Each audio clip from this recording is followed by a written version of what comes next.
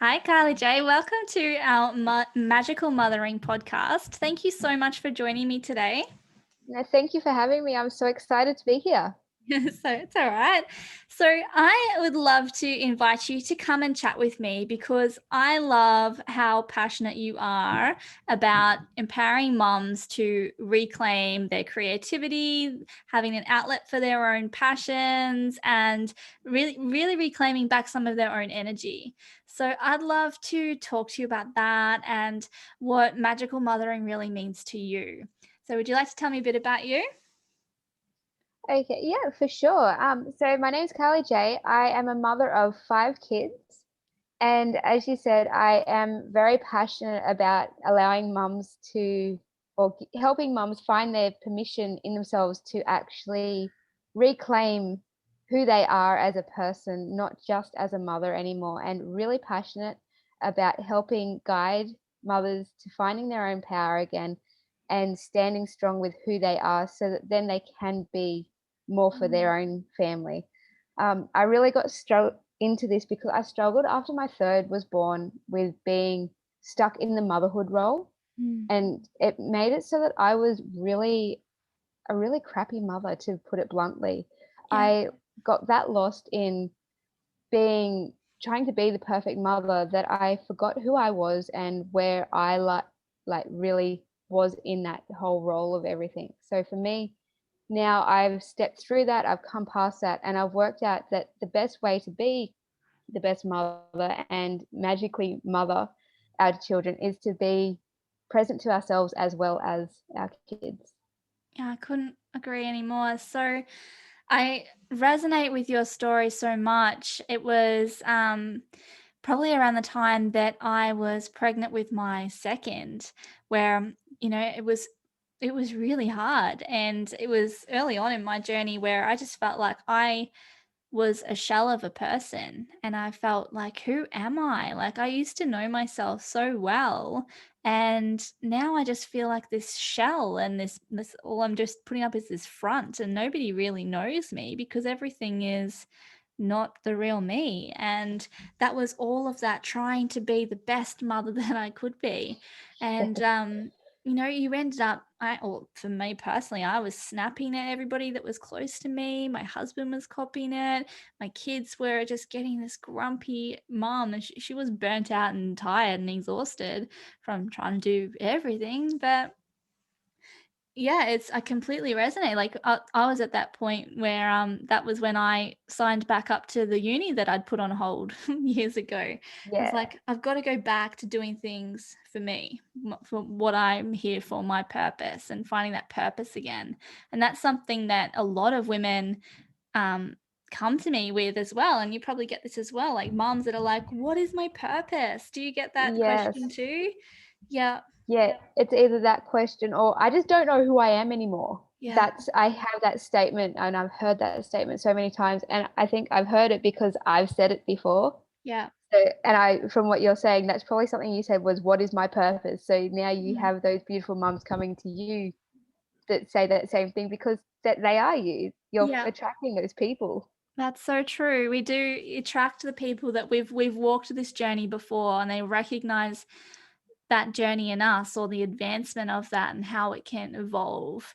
And that's what makes us the guides for them, is that we can just simply hold their hand and walk this path with them. Do you agree with that? Like, how do you mentor your mothers? Yeah, so recently I've actually added a chapter into a book for that's about the unconventional motherhood stories. So me and another 24 women getting together and putting out those stories that not many mums talk about, which this is actually one of those ones that talking about how we lose ourselves. You wouldn't believe how many times I've heard people say, like, I haven't been able to speak about this before because there's so much shame and guilt around it. Definitely. And yeah, so from that, once I was writing in the book, I realized that there was such a gap for mums to feel okay with. So I also created a group and a movement called the Mama's Permission Movement on Mhm. Facebook, which is a space where mums can come in, and I'm every day dropping little bits and pieces to help mums find their identity again and find where they sit in the world and what they can do next. Yeah. So that's really where I mentor from, and then I just do it as beautifully and as juicily as possible and try give as much as possible because I know how frustrating and how empty, as you're saying, that shellish we can become when we're not in our true alignment. And yes, mothering is such a gift. I will never knock mothering. I love it. It's one of the most beautiful roles I can play. Yeah. But if I'm not in alignment with who I truly am, which is a very creative, a very adventurous, and a very passionate based person, then Mm, I'm nothing to them. And I know so exactly. many are like that too. Yeah, and like coming from a space of connection and wanting to build that space where it's mutual respect and understanding and intuitively understanding each other from that basis, we need to be able to understand and connect with ourselves first. Yes, definitely. Yeah. And yeah, I love that you've called it the permission movement because that is something that we're seeking is this permission to be able to reclaim space for ourselves, isn't it? It's Yes. like how often do we feel guilty and like you say shameful for just taking some time to be on our own and just do something just for us without having to fulfill other people's needs. Yeah, that's it. Like, that was one of my biggest problems. I used to feel so guilty because I wanted to take even just half an hour to myself outside of the house too, away from everybody. And it used to make me feel so just dirty, would be another way, like that Yeah. dirty, shameful space. And like once I realized that it's not like that. It's actually really, really healthy and gave myself permission. That's where that came Mm. from was because it's about giving ourselves permission. It's not even seeking anyone else's permission. It's Yeah. seeing someone else giving themselves permission and going, "Oh, wow, I can do that too." And that's Mm. where that all birthed from was because I had that journey and I wanted to gift that to somebody else. So, if you were supporting somebody to reclaim this permission for themselves, what would be the first step for them to take that back? The first thing that I usually encourage is first remembering what it's like to take even 10 minutes to yourself. Mm, That is such a powerful thing to do, even if that is inside your house. Take 10 minutes and just breathe and yeah. ask yourself the question. Once you're in that space, ask yourself the question, who am I really? What do I need to do today to be me? Mm. That's such a good question. I really like that one as an opener. And like that breath work, that Yeah, breathe. The breath work is so powerful. Just like what I was saying recently, it's a gate opener. It's an opener to your meditation, to your deeper world, to your deeper sense of trust in self. Breath work is where it can begin. And because it's so simple to just get started with some breath work. yeah. So I always like, I do cacao ceremonies as well. And the first thing that I start with is 3 deep breaths because as soon as you're doing that deep breath, it opens everything up again and you're able to drop back here. And that's the thing is that we're in motherhood, when we're not taking this space for ourselves, we're running in fight or flight.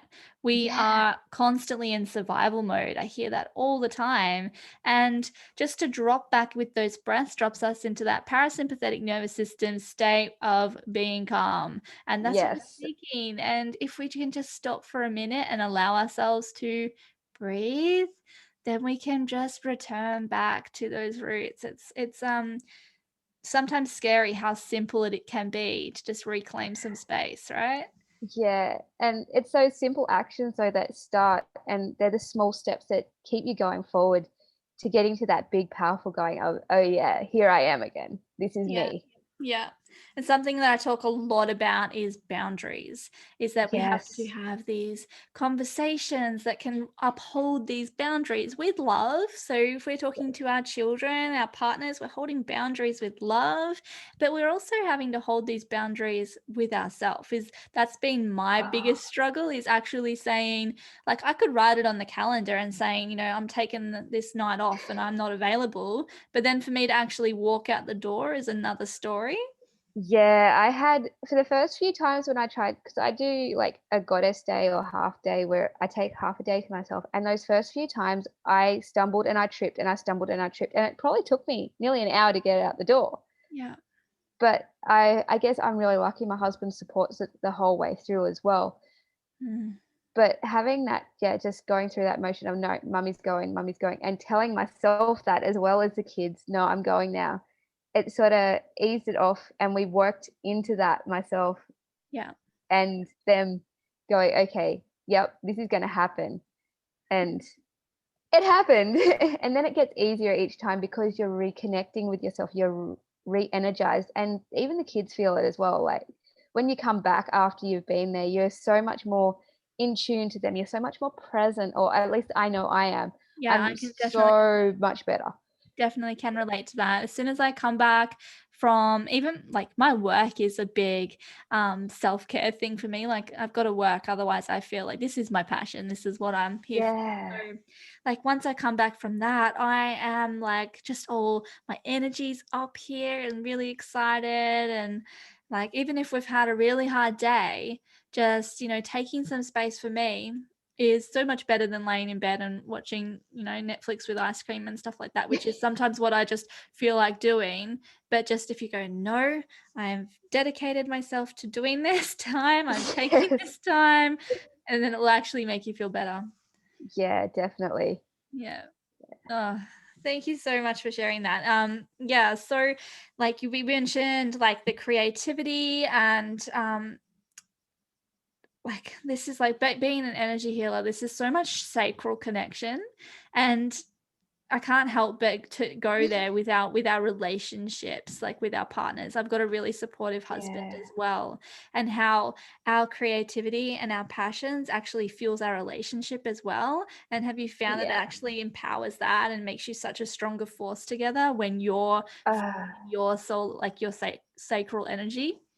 yes, definitely. I know when everything's out of balance for me, I'm the one that snaps first, but we are so out of sync with each other. And even when it comes to trying to parent, it deviates right into there. We aren't on the same wavelength. We don't talk to the kids the same way we normally would. And then it goes into just right through every part of the relationship. We're disconnected here. We're not like as loving to each other. We don't have that beautiful glow that we usually do with each other. Yeah, It and yeah, it all comes back to if I haven't nourished myself.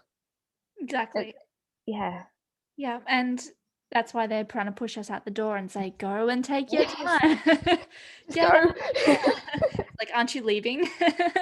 Yeah. Yeah. No, I completely understand that. So beautiful. So I'd just love to talk about the book that you are currently launching. So Yeah. it's called Fuck Motherhood, is that Y right? Yes, that's correct. It's a very unconventional title for it, but it's so powerful for what it actually is. So, Yeah, yeah, it's, like I said, it's an unconventional motherhood book. It really talks about the stories that aren't usually brought up. yeah, It's those stories like my contributions talking about how much I struggled. Even though I had 3 children, I still struggled with even being a mother. yeah, We've got other stories with mums that have struggled after divorce and those other spaces that not many people actually do talk about. Like, yeah, we get it's those stories that get shifted to the side. I know our main publisher and who's also an author is talking about her journey in motherhood, how it was that she didn't know how to react as a mother, basically. Like, that there's, yeah, just so many stories that we don't usually hear of, and that's why it's being brought up, and it's that unconventional one. It's spoken in a different way, and it's titled very differently.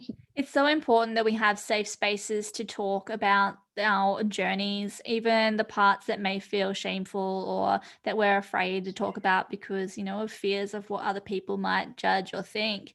I know that, like, I've been Yeah. holding circle with women and with mothers for, well, since, well, what years did I start? 2015. So women's circles are so important, and I want to promote as much of them as we can because I don't feel like there's ever going to be too many women's circles. We can have as many women's circles as there can be. Yeah. So as much as there can be, I think that, yeah, it's so important for women to have safe spaces to talk about the things that don't come up in everyday conversations. to know that Yeah. they're not alone out there with these thoughts, with how hard it can be, how raw it is. This is really Yeah. important work. So thank you Yeah. for doing your part and sharing your book with us. And I'll just say the group name again. It's Mama's Permission Movement on Facebook. Yes. Yes. So thank you so much for joining me with me tonight. Thank you so much for having me. It's been so beautiful talking about this. I really get fired up. So this is, yeah, in my element right now. So thank you so much. You're welcome. I'll talk to you soon. Okay. Bye.